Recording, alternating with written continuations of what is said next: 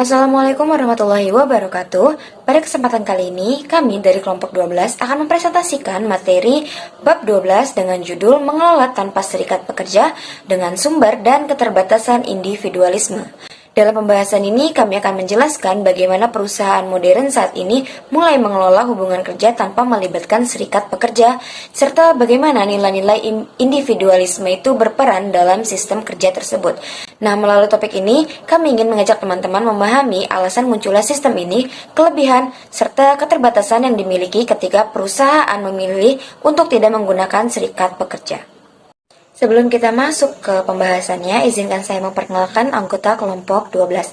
Yang pertama ada Inaya Maulidina dengan ujung NPM 024, ada Putri Nuraini Azhara dengan ujung NPM 072, ada Hiltania Aulia Putri dengan ujung NPM 075, ada Vitaria Diandari dengan ujung NPM 111, dan ada Bunga Yuning Tias dengan ujung NPM 118.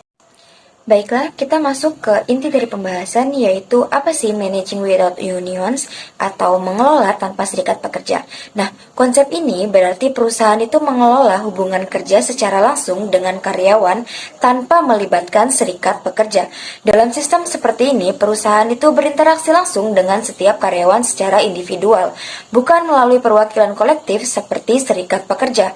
Nah, pendekatan ini didasari oleh nilai individualisme, di mana setiap karyawan dianggap memiliki hak, kepentingan, dan juga aspirasi yang bisa disampaikan sendiri tanpa harus diwakilkan.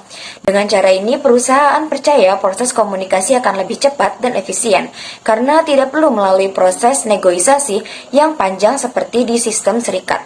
Namun, sistem ini juga punya tantangan karena tidak semua karyawan memiliki posisi atau kekuatan yang sama untuk menyampaikan pendapatnya kepada manajemen. Baiklah, latar belakang dari topik ini berawal dari perubahan dunia kerja modern, di mana banyak perusahaan kini memilih untuk tidak menggunakan serikat pekerja karena persaingan bisnis yang semakin ketat, menuntut sistem kerja yang lebih cepat, fleksibel, dan juga efisien. Selain itu, peran serikat pekerja juga mulai menurun, sementara manajemen modern lebih fokus pada hubungan langsung antara perusahaan dan individu karyawan.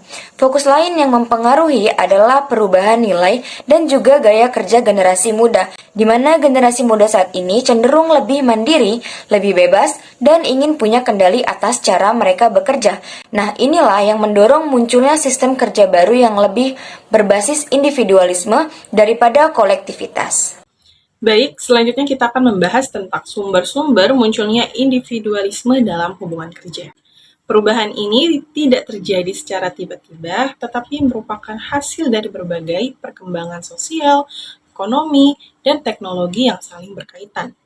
Di sini ada beberapa faktor yang mempengaruhinya. Yang pertama, yaitu munculnya individualisme banyak dipengaruhi oleh perubahan nilai sosial dan budaya. Jadi, dalam masyarakat modern, nilai-nilai seperti kemandirian, kompetisi, dan pencapaian pribadi semakin menonjol. Jadi, orang-orang itu didorong untuk berprestasi secara individu, bukan hanya menjadi bagian dari kelompok. Akibatnya, hubungan kerja juga menjadi lebih bersifat personal, bukan kolektif. Selanjutnya, yang kedua, yaitu perkembangan teknologi dan digitalisasi. Jadi, perkembangan teknologi dan digitalisasi juga berperan besar dalam faktor terjadinya individualisme ini. Dengan adanya teknologi, banyak pekerjaan sekarang bisa dilakukan secara mandiri, bahkan dari rumah, tanpa harus berinteraksi langsung dengan rekan kerja. Sistem kerja jarak jauh, freelance, dan ekonomi digital membuat pekerja lebih fleksibel, tetapi juga lebih individual. Yang ketiga yaitu kebijakan manajemen sumber daya manusia modern turut memperkuat tren ini. Jadi kebijakan manajemen sumber daya manusia modern itu memperkuat hal ini, memperkuat individualisme ini. Jadi banyak organisasi menerapkan sistem kerja berbasis kinerja individu dengan penilaian, bonus, dan penghargaan yang ditentukan dari hasil kerja masing-masing. Pendekatan ini membuat hubungan kerja itu lebih fokus pada prestasi mereka masing-masing atau prestasi personal dibandingkan kerja sama tim. Selanjutnya keempat, ada pergeseran struktur ekonomi. Ekonomi saat ini lebih banyak bergerak di sektor jasa dan pengetahuan, di mana kemampuan dan keahlian individu itu sangat dihargai.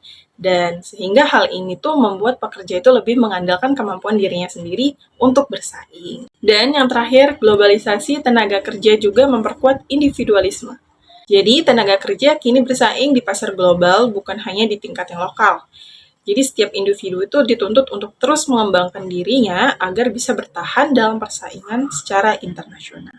Jadi, dari sumber-sumber faktor-faktor terjadinya individualisme ini dapat disimpulkan bahwa individualisme itu dalam hubungan kerja muncul karena kombinasi antara perubahan nilai masyarakat, perkembangan teknologi, kebijakan manajemen modern, struktur ekonomi baru, dan globalisasi. Semua faktor ini membuat hubungan antara pekerja dan organisasi menjadi lebih bersifat langsung dan personal tanpa banyak keterlibatan serikat pekerja seperti dulu. Baik, selanjutnya saya akan menjelaskan kelebihan dan kekurangan pendekatan individualistik. Nah, sebelum saya menjelaskan kelebihan dan kekurangannya, di sini saya akan menjelaskan apa sih pendekatan individualistik itu. Jadi, pendekatan individualistik itu pendekatan yang menekankan pentingnya peran seseorang individu dalam menentukan perilaku, keputusan, dan hasil kerjanya. Artinya, setiap orang itu dianggap punya kebebasan, tanggung jawab, dan kemampuan untuk mengatur dirinya sendiri tanpa terlalu banyak bergantung pada orang lain. Nah, selanjutnya kita akan masuk ke kelebihan dan kekurangan pendekatan individualistik. Yang pertama, saya akan menjelaskan tentang kelebihan pendekatan individualistik. Yang pertama, mendorong kemandirian dan tanggung jawab pribadi. Artinya, pendekatan ini membuat seseorang terbiasa mengambil keputusan dan bertanggung jawab atas tindakannya. Jadi, individu itu nggak bergantung terus pada orang lain dan belajar menyelesaikan masalahnya secara mandiri. Yang kedua, menumbuhkan kreativitas dan inovasi. Artinya, ketika seseorang itu diberi kebebasan berpikir dan bertindak, dia itu jadi lebih berani bereksperimen dan mencari cara baru untuk melakukan sesuatu. Nah, dari sini, biasanya ide-ide kreatif itu bisa muncul sendiri. Nah, yang selanjutnya yang ketiga, memacu motivasi dan pencapaian pribadi. Di pendekatan ini, bisa numbuhin semangat kompetitif dalam diri seseorang. Artinya, ia itu ingin berprestasi karena merasa hasil kerjanya akan diakui berdasarkan usahanya sendiri. Dan yang terakhir, dapat meningkatkan kesadaran diri atau self-awareness. Dengan fokus pada individu, seseorang bisa lebih mengenal dirinya, apa itu kelebihan yang ada di dirinya, kelemahannya, dan hal apa yang perlu dikembangkan. Selanjutnya, saya akan menjelaskan kekurangan pendekatan individualistik. Yang pertama, kurang menekankan kerjasama tim. Artinya, karena terlalu fokus pada dirinya sendiri, pendekatan ini bisa membuat seseorang kurang menghargai pentingnya kerja sama tim. Akibatnya, hubungan antar anggota kelompok itu bisa jadi renggang. Yang kedua, beresiko menimbulkan persaingan tidak sehat. Nah, kalau setiap orang itu terlalu ingin menonjol dan berprestasi sendiri, bisa muncul sikap egois dan saling menjatuhkan antar individu. Dan yang ketiga, kurang cocok untuk budaya kolektivitas. Nah, kayak di negara kita ini, negara Indonesia yang menjunjung tinggi nilai kebersamaan, pendekatan ini bisa dianggap tidak sesuai karena terlalu menekankan kepentingan pribadi daripada kelompok. Dan yang terakhir, mengabaikan faktor lingkungan atau sosial. Artinya, pendekatan ini seolah menganggap semua perilaku tergantung pada individu saja. Padahal lingkungan, budaya, dan situasi sosial juga punya pengaruh besar terhadap seseorang. Selanjutnya, dampak ketiadaan serikat pekerja terhadap hubungan kerja, kesejahteraan, dan kinerja karyawan. Yang pertama itu dampak terhadap hubungan kerja. Tanpa serikat pekerja, hubungan antara pekerja dan manajemen itu menjadi lebih individual dan kurang seimbang. Artinya, tanpa serikat, pekerja itu kehilangan wadah untuk bersuara bersama. Akibatnya, hubungan kerja itu tidak lagi seimbang, manajemen punya kendali penuh, sedangkan pekerja itu sulit memengaruhi kebijakan. Yang kedua, dampak terhadap kesejahteraan karyawan. Ketiadaan serikat pekerja itu seringkali berdampak langsung pada penurunan daya tawar ekonomi dan sosial pekerja.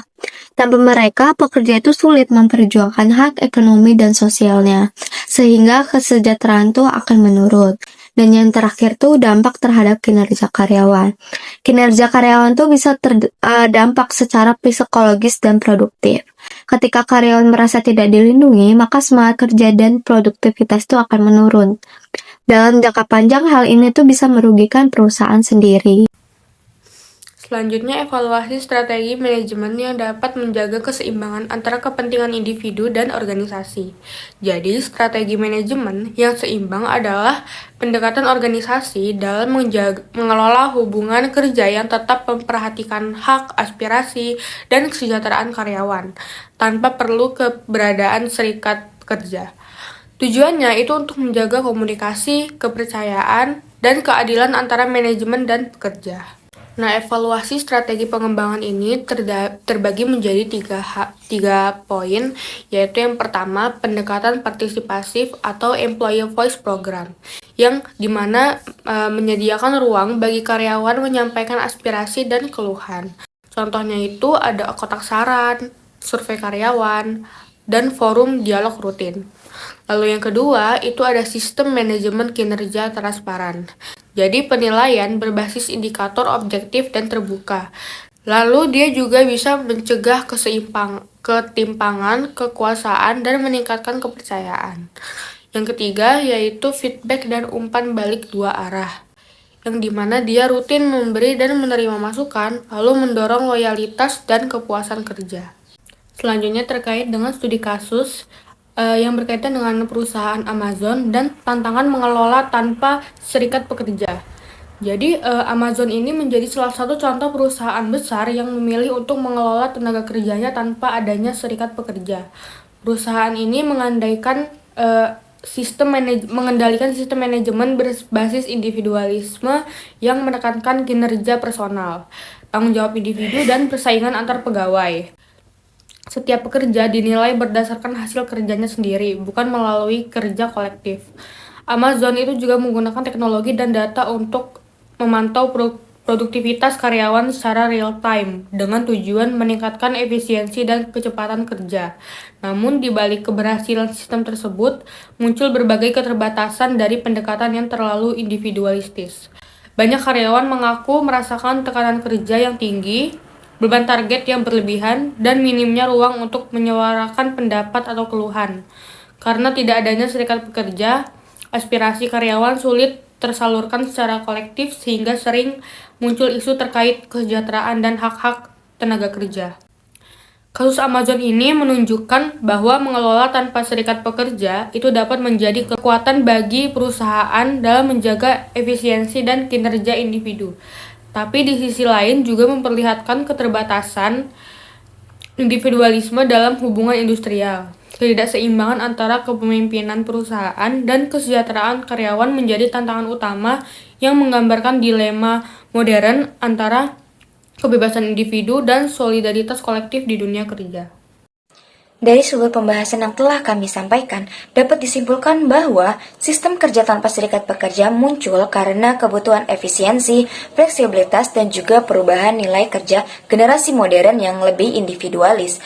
Meskipun sistem ini memberi kebebasan bagi karyawan untuk berinteraksi secara langsung dengan perusahaan, tetapi ada resiko ketimpangan dalam hal kekuatan dan juga perlindungan hak. Oleh karena itu, perusahaan tetap perlu menciptakan komunikasi yang terbuka, transparan, dan adil agar hubungan kerja tetap harmonis meskipun tanpa keberadaan serikat pekerja. Demikian pemaparan materi dari kelompok kami. Terima kasih atas perhatiannya. Saya akhiri. Wassalamualaikum warahmatullahi wabarakatuh.